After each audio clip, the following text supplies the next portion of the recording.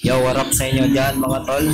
Tara, pag-usapan po natin ito patungkol po sa pahayag po ng dating former Presidential Legal Counsel na si Attorney Salvador Panelo sa pag-criticize nito sa dati naman na presidential spokesperson na si Harry Roque, na sinasabi po dito ay masyadong madaldal itong si Harry Roque. At before po ay kilala siya na matikit sa ating dating Pangulong Rodrigo Duterte. At ngayon po, ganun pa rin po ang pagkakakalala sa kanila marami, na tila siya po ay DDS pa rin, o Duterte supporter pa rin.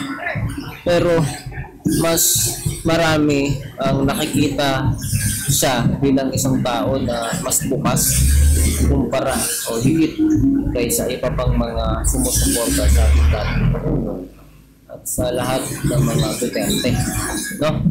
So, kumbaga open-minded siya na supporter ng mga Duterte. Anyway, kung siya man ay supporter pa rin ng mga Duterte o talagang kaibigan lamang na ito, kaya siya matikit sa mga ito.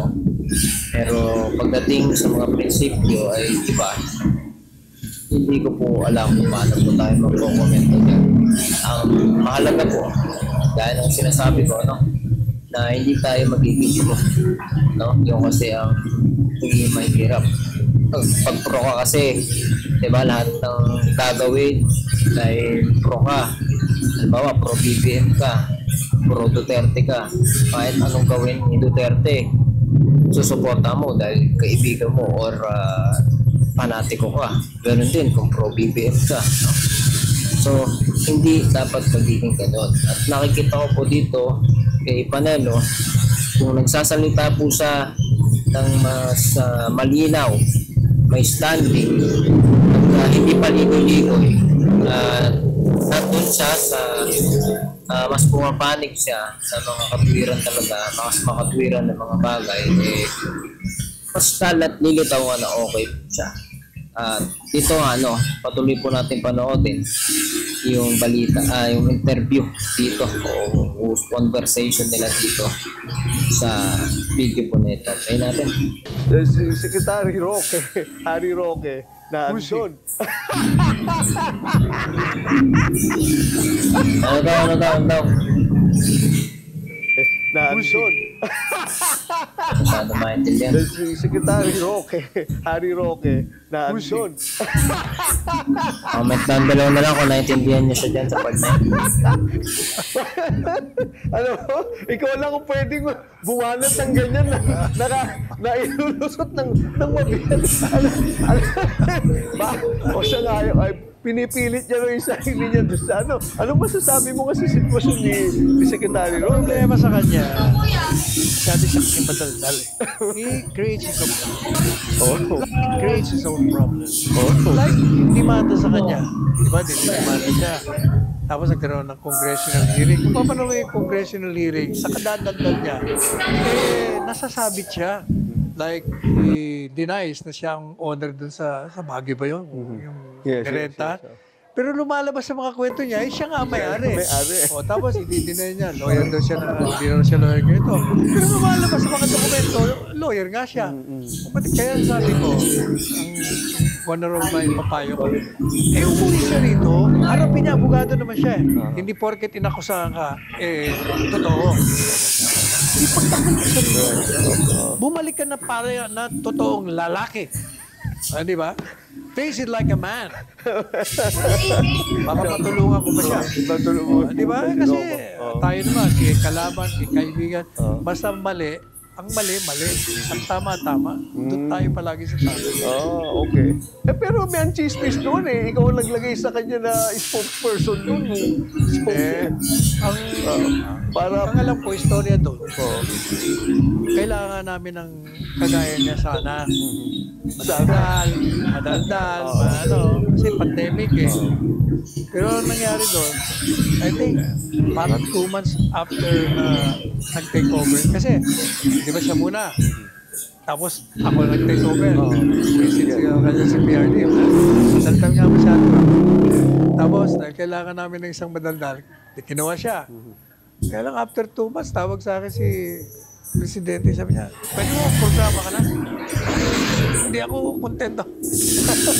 Kaya nag-programa ako eh.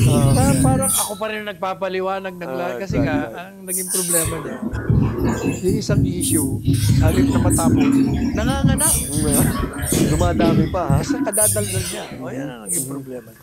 So ano na? Pero alam mo, gaya na sinasabi ko, the presumption of innocence applies to everyone. It applies to him. So, come home. Face them in court. You're a lawyer.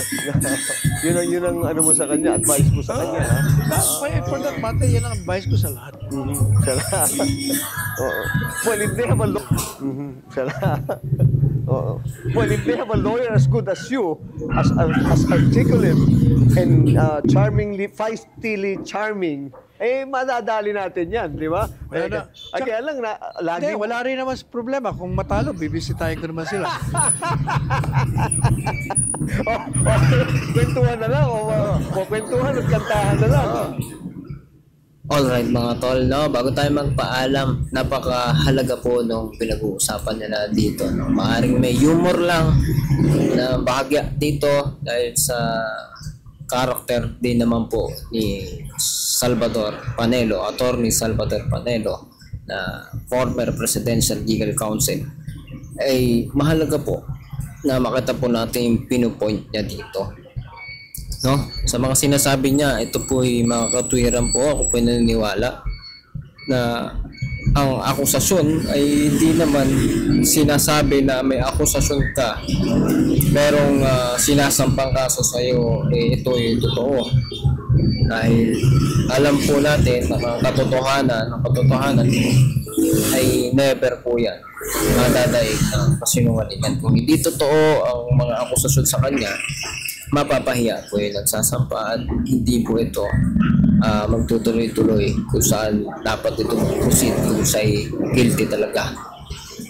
Ang masaklap po dito para sa kalagayan niya ayon sa kanyang buhay mismo, kung siya ay guilty talaga, yan yung mabigat, kaya hindi niya magagawang humarap.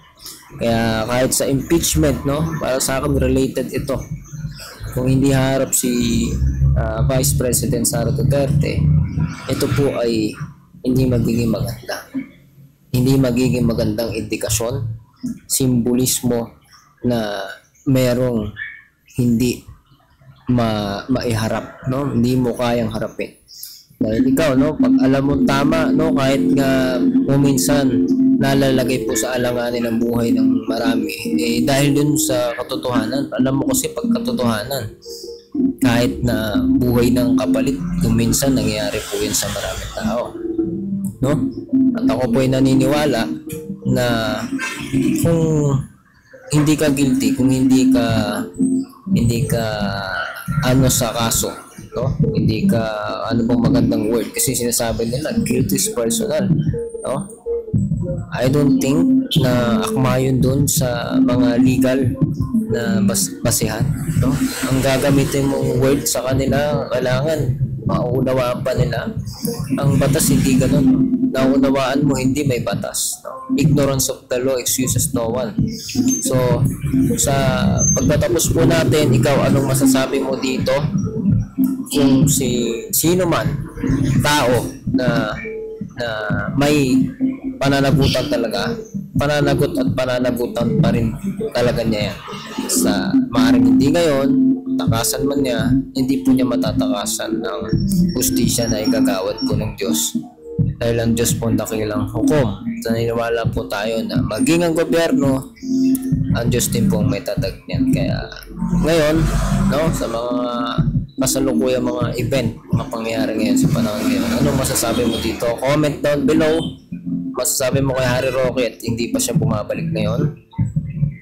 Pag-usapan natin yan sa comment section. And please do not forget to hit the subscribe button and notification bell para updated ka palagi sa mga videos natin parating. See you ulit sa susunod na video.